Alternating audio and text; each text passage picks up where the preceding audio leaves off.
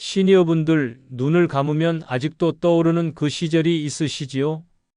1950년대 말부터 1970년대 대한민국의 교실은 그 자체로 하나의 시대였습니다. 교실 문을 열고 들어서면 숨이 막힐 듯 꽉 차 있었습니다. 쉬는 시간이 되면 복도도 꽉 찼었지요. 아이들은 봄날의 새싹처럼 빠르게 늘어났지만 학교와 교실은 그 속도를 도저히 따라가지 못했습니다. 결국 한 교실에 가능한 한 많은 아이들을 넣는 방식이 선택되었습니다. 한 교실에 60명, 70명, 많게는 80명까지. 학교가 부족한 지역에서는 2부제, 3부제 수업이 당연했고, 그래서 교실 하나에 명패 3개가 나란히 달려있기도 했습니다. 아이들이 워낙 많다 보니 오전반, 오후반 선생님들이 같이 수업을 하시는 경우도 있었습니다. 제자들의 미래를 위한 선생님의 소망과 사랑이 꽃피는 순간들이었습니다. 책상 사이 간격은 거의 없었고 아이들은 서로 어깨를 맞댄 채 몸을 비비며 앉아 있었습니다. 사람들은 이 풍경을 콩나물 교실이라고 불렀습니다. 그래서 같은 지역에 새 학교가 설립되면 모두가 모여 전학 가는 친구들과 눈물과 기쁨을 함께 했습니다. 중학교도 비슷한 상황이었습니다. 지금 기준으로 보면 도저히 상상하기 어려운 환경이지만 그 시절에는 그것이 너무나 당연한 일상이었습니다. 책상 하나에 2명이 앉는 것은 기본이었고 3명이 다닥다닥 붙어 앉기도 했습니다. 몸을 조금만 움직여도 옆 친구와 부딪혔고 그것이 오히려 웃음이 되던 시절이었습니다. 뒤쪽에 앉은 학생들은 칠판 글씨를 제대로 보기 어려웠고 선생님의 목소리도 저 멀리서 들려오는 것 같았습니다.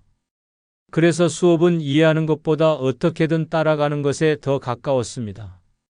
매주 월요일 아침에 시작되는 조회 시간이면 꽉 찬 운동장 위로 애국가가 용솟음쳤지요.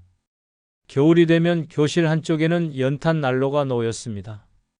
아이들은 아침부터 집에서 싸온 도시락을 그 위에 하나씩 올려놓았습니다. 점심시간이 가까워올수록 교실 안에는 밥 냄새, 김치 냄새, 된장 냄새가 뒤섞여 피어올랐습니다.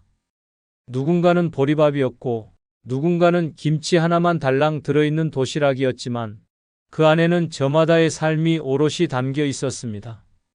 그리고 가끔 계란 프라이 하나가 반듯하게 들어있는 날이면 그것은 친구들 사이에서 작은 자랑이 되기도 했습니다. 야, 너네 집 오늘 계란 먹었냐? 그 한마디가 부러움이 되던 시절이었습니다. 그 시절 저학년 아이들의 가슴에는 조그만 손수건이 하나씩 달려 있었습니다. 콧물을 닦기 위해 늘 가지고 다녀야 했던 작지만 소중한 필수품이었지요. 지금처럼 모든 것이 깨끗하고 정돈된 환경은 아니었지만 아이들은 그 안에서 자신들만의 작은 질서를 만들어 갔습니다. 그리고 그 질서 속에서 우정도 함께 자라났습니다. 좁디 좁은 교실 안에서 아이들은 늘 서로 부딪히며 지냈습니다.